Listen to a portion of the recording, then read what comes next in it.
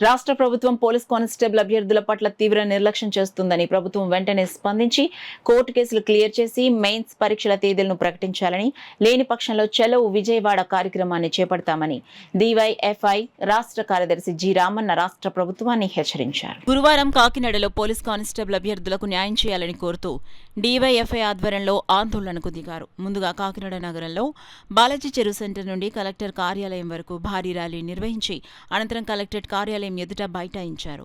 ఈ సందర్భంగా డివైఎఫ్ఐ రాష్ట్ర కార్యదర్శి జి రామన్న మాట్లాడుతూ గత ప్రభుత్వం 2022 నవంబర్ 28న 6100 పోలీస్ కానిస్టేబుల్ ఉద్యోగాలకు నోటిఫికేషన్ ఇచ్చారని, జనవరిలో జరిగిన ప్రిలిమ్స్ పరీక్షకు 4.52 లక్షల మంది అభ్యర్థులు హాజరైనట్లు చెప్పారు. ఇందులో 92,000 మంది అర్హత సాధించారని, 2 ఏళ్లు సుదీర్ఘ పోరాటం తర్వాత ఫిజికల్ ఈవెంట్స్ నిర్వహించారన్నారు. ఇప్పుడు కోర్టు కేసులు క్లియర్ చేసి మెయిన్స్ పరీక్షలు నిర్వహించాలని రామన్న డిమాండ్ చేశారు.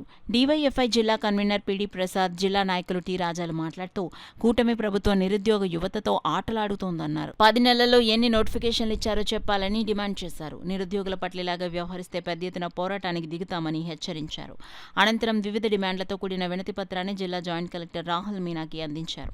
ఈ కార్యక్రమంలో పోలీస్ కానిస్టేబుల్ అభ్యర్థులు పవన్, నాయుడు, వేణుగోపాల్, ప్రవీణ్, వినీత్, సురేష్, హరీష్ కుమార్, జగన్, రామారావు, కృష్ణ, జగన్నాథరావు, పూర్ణ, శ్యాంబాబు వందలాది మంది పాల్గొన్నారు.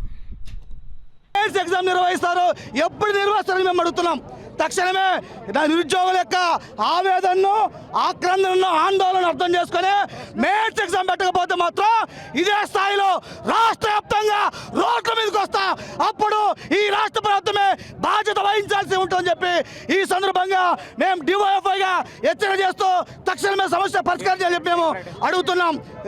ఈ నెల చివరిలో కనుక మెయిన్స్ మీద రూట్ మ్యాప్ చెప్పకపోతే ఏప్రిల్ 1 నుంచే డివైఎఫ్ఐ ఆధ్వర్యంలో రోడ్ల మీదకి వస్తాం, అన్ని జిల్లాలో ఆందోళన చేస్తామని ఈ సందర్భంగా తెలియజేస్తున్నాం. మేము 3 సంవత్సరాలుగా ఇక్కడే వెయిట్ చేస్తున్నాం కానిస్టేబుల్ ఎగ్జామ్ కోసం.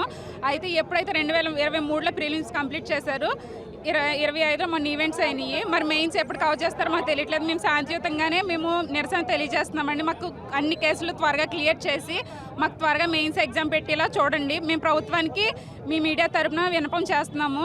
మేము ఇక్కడ ఆర్థిక పరిస్థితులు అస్సలు బాగోట్లేదు. ప్రతి ఒక్కరు కూడా ఇక్కడ ప్రతి ఒక్క తల్లిదండ్రి కూడా రెక్కాడితే డొక్కాడిని బతుకులండి మాయి.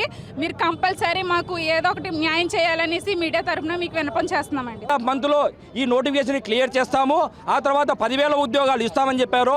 ఆ మాట కట్టుబడి ఉండి ఈ కేసులన్నీ త్వరగా క్లియర్ చేసి మా అభ్యర్థులందరికీ న్యాయం చేయాలని చెప్పేస్తున్నాం. అన్న ఫీజులు కట్టలేక, ఇంటికి వెళ్ళలేక, తెలిసిన వాళ్ళకి సమాధానం చెప్పలేక నరకయాతన అనుభవిస్తున్నామన్నా.